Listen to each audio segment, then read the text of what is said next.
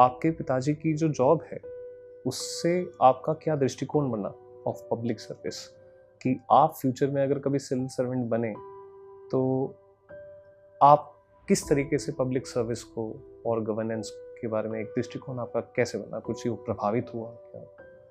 If I talk specifically about the COVID-19, I remember my dad being on like duty all day long because they had to make sure that if a proper lockdown rules were there are not much crowd or people not accumulating at one place. That was a time we were very scared of sending him out of home because that fear that he might encounter infection. Then he's the one who was like, he's the backbone of the family. So all of that has remained. But still, when dad used to come back and he said then he used to come and explain it to us ki if you keep fearing and sitting in home, then how do we fulfill the service that like we owe to the nation?